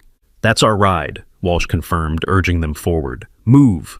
They broke into a run, relief flooding through them at the sight of escape so close at hand. Luna bounded ahead, Emma keeping pace beside her, with a strength that seemed beyond her years. They were halfway across the clearing when Luna suddenly skidded to a halt, her body rigid, hackles raised. Emma stopped beside her, placing a hand on the dog's back. "What is it?" Jack called, rushing to catch up. Emma's face had gone pale. "People waiting in the trees," she whispered, "with guns." Walsh immediately dropped to a crouch, signaling the others to do the same. "Where?" he hissed. Emma pointed to the far side of the clearing. "All around the helicopter. Luna can smell them."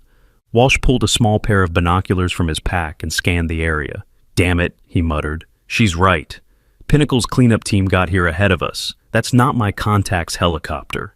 "It's a trap," Mia realized. "How did they know about the extraction point?" Jack asked, fear churning in his gut. Walsh's expression hardened. "They didn't. They followed us." His gaze shifted to Luna. The secondary implant is more than just a tracker. It's a full surveillance package, audio, possibly even visual data transmitted back to Pinnacle. They've been watching us through Luna's eyes? Jack was horrified at the implication. And hearing everything we say, Walsh confirmed grimly.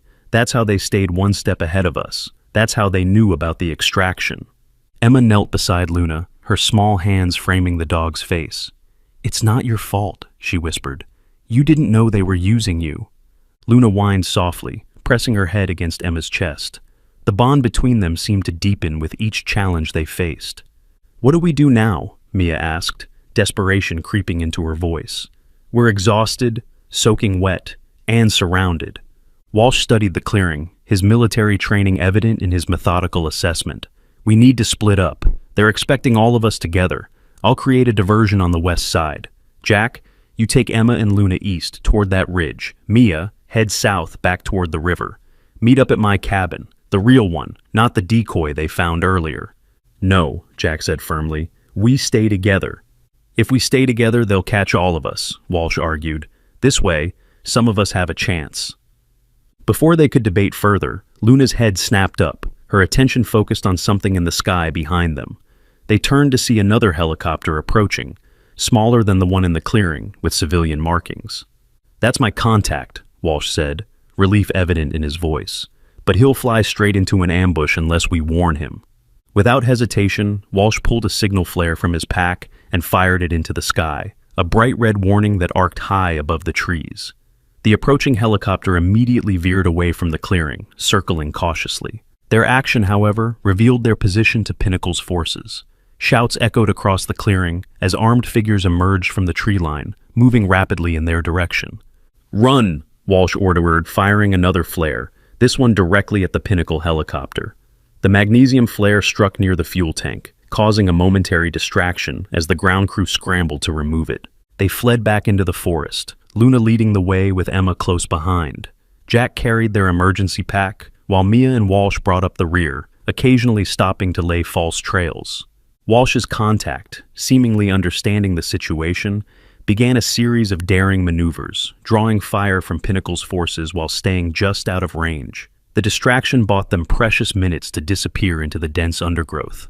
"This way," Walsh directed, leading them down a nearly invisible game trail. "There's a ranger station 2 miles from here. If we can reach it, there's a radio." They pushed forward, exhaustion warring with adrenaline as they navigated the difficult terrain.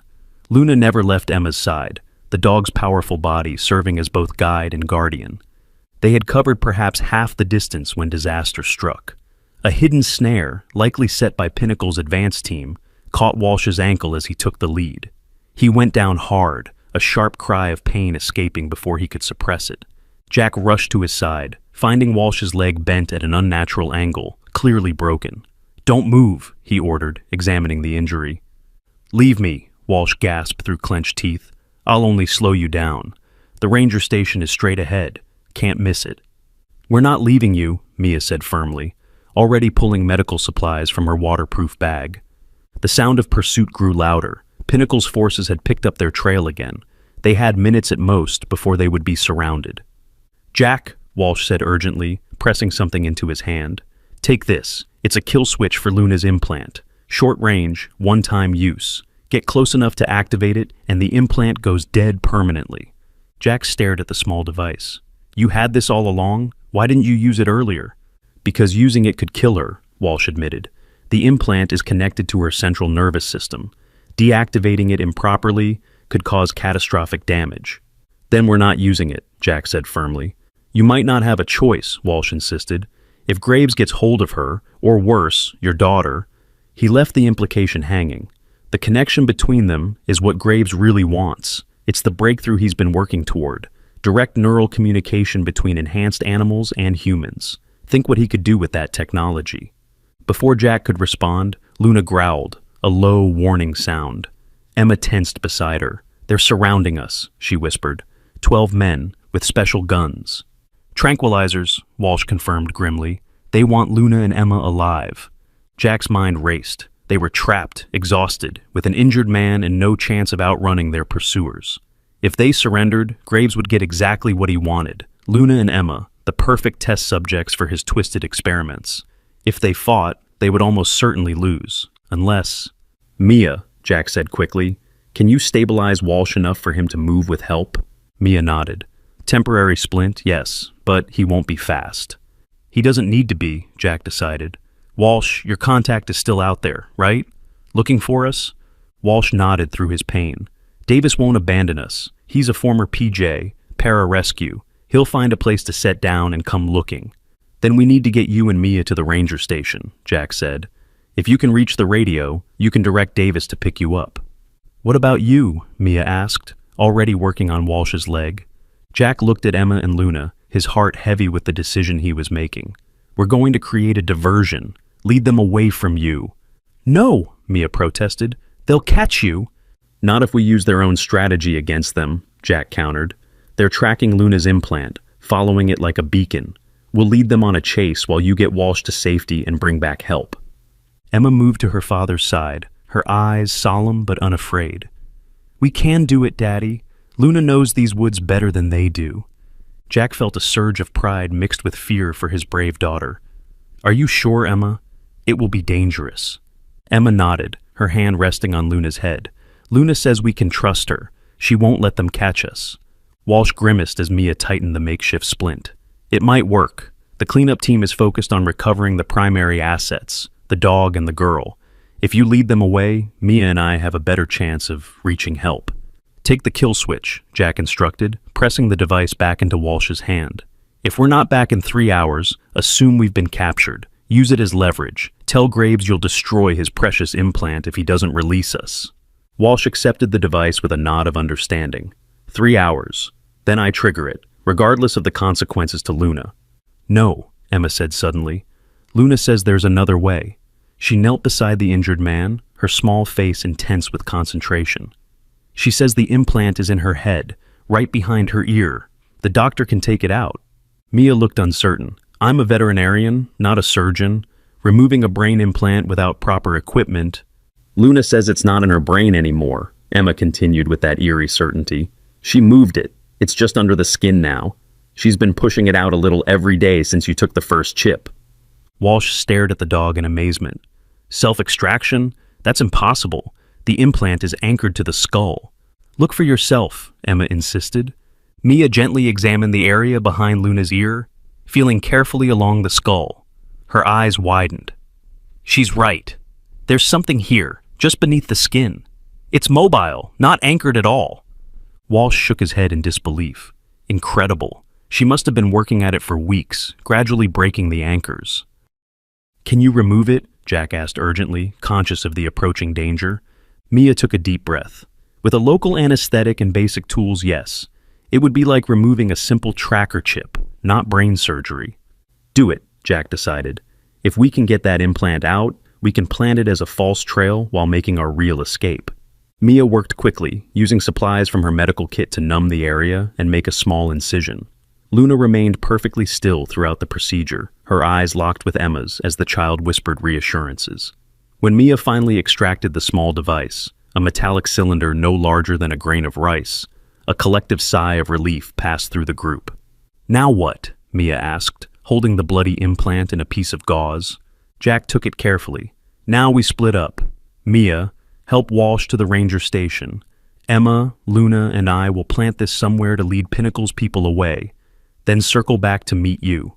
Jack, Mia said, her voice tight with emotion, be careful.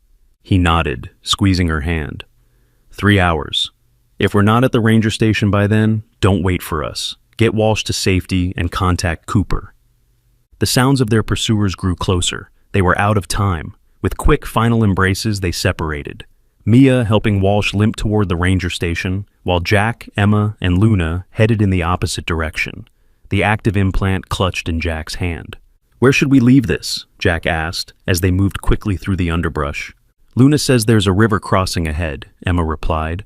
We can put it on something that floats. The bad men will follow it downstream while we go up to the rocks. Jack marveled again at his daughter's connection with Luna. Whatever Pinnacle had done to the dog, they had unwittingly created something beautiful, a bond of trust and communication that transcended normal understanding. The thought that Graves wanted to weaponize this connection made Jack's blood boil. They reached the river, wide and fast-flowing from recent rains. Jack found a small piece of bark and carefully attached the implant to it. "This should carry it for miles," he said, releasing the bark into the current. "Now, let's get to those rocks Emma mentioned." Luna led them upstream, where the terrain became increasingly rocky. They climbed steadily, finding natural paths through the boulders that offered both cover and vantage points to watch for pursuit. From their elevated position, they watched as Pinnacle's forces converged on the river, following the signal of the floating implant. Teams of black-clad operatives spread out along the banks, moving downstream away from their actual location. "It worked," Jack breathed, allowing himself a moment of hope. "Now we circle back toward the ranger station."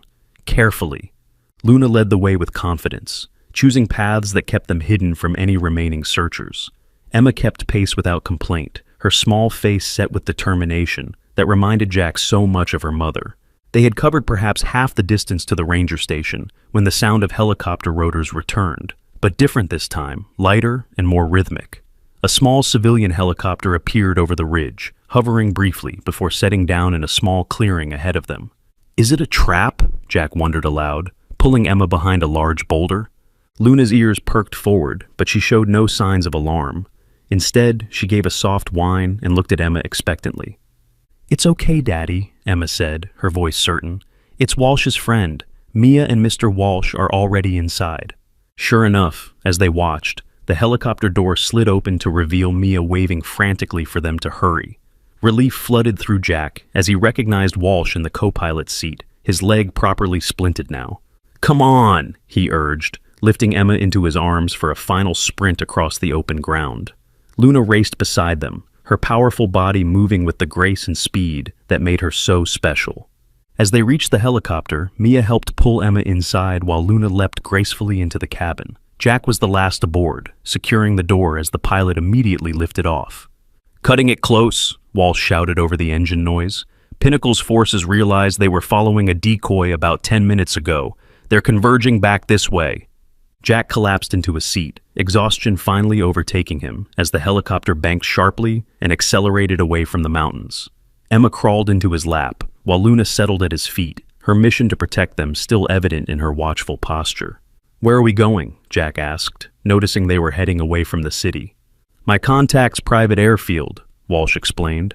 From there, a charter flight to a safe house Cooper arranged. Pinnacle's reached too far this time. The evidence we've gathered, combined with the testimony of their head trainer, he nodded to himself, will be enough for federal charges. "Will it be over then?" Jack asked, stroking Emma's hair as she dozed against his chest. "Will we be safe?" Walsh's expression was somber. Graves won't give up easily, but with the implant removed and their operation exposed, his options will be limited, and Cooper has arranged federal protection for all of you until the case is resolved. Jack looked down at Luna, who had rested her head on Emma's lap. The dog's eyes met his with an intelligence that still amazed him. "And Luna? Legally, she's yours now," Walsh said with a small smile. "I made sure the paperwork was filed as soon as you found her. Pinnacle's ownership claims won't stand up against evidence of abuse and abandonment." As the helicopter carried them toward safety, Jack felt Emma stir against him. "Daddy," she murmured sleepily. "Luna says we saved her, but really, she saved us." Jack stroked Luna's head gently. "I think you're both right, sweetheart. I think you saved each other." 3 months later, the small house at the edge of Millfield was nothing fancy, a modest 3-bedroom with a large fenced yard. But to Jack, it represented everything they had fought for: freedom, safety, a new beginning. He stood on the back porch, watching as Emma ran through the sprinkler, her laughter filling the air like music. Luna raced beside her, no longer the traumatized animal they had found painted like a statue, but a happy, healthy dog whose devotion to Emma never wavered. The mysterious connection between them remained, though less dramatic now that danger had passed. Still, Jack often caught Emma whispering to Luna, and the dog responding with an understanding that went beyond normal training. "Penny for your thoughts?" Mia asked, joining him on the porch with 2 glasses of lemonade. Jack smiled, accepting the drink. Their relationship had grown naturally in the aftermath of their shared ordeal, a slow-blooming romance neither had expected, but both cherished. "Just thinking how lucky we are," he replied.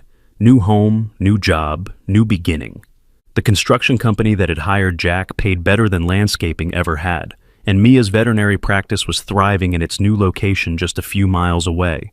The relocation had been Cooper's suggestion, a fresh start in a town small enough to notice strangers, but large enough to blend in. "Any word from Cooper?" Mia asked, leaning against the railing. Jack nodded. "The case against Pinnacle Elite goes to grand jury next week. With Walsh's testimony and the evidence from the implants, they expect multiple indictments." "And Graves?" "Still in the wind," Jack admitted. "But his company is in ruins, his assets frozen. Cooper says he's probably fled the country." The knowledge that Alexander Graves was still free sometimes kept Jack awake at night, but those moments of fear were increasingly outweighed by the joy of their new life. Walsh visited occasionally, bringing updates on the investigation and spending hours with Luna, marveling at her continued recovery and the bond she shared with Emma. He had found his own path to redemption, working with Cooper to identify and rescue other dogs from Pinnacle's program. "Daddy, Dr. Mia, watch this," Emma called from the yard. She whispered something to Luna, and the dog immediately performed an intricate series of movements that looked like a dance, ending with a gentle bow at Emma's feet. "Did you teach her that?" Mia asked, impressed. Emma shook her head, beaming. "She taught me. She says it's how special dogs say thank you to someone who saved their life." Jack and Mia exchanged glances, both long past questioning the inexplicable communication between child and dog. Some things, they had learned, didn't need scientific explanation to be real and precious. As the summer afternoon stretched lazily around them, Jack reflected on the strange journey that had brought them here. It had started with a painted dog, abandoned and dying in a public park. It had nearly ended in tragedy multiple times.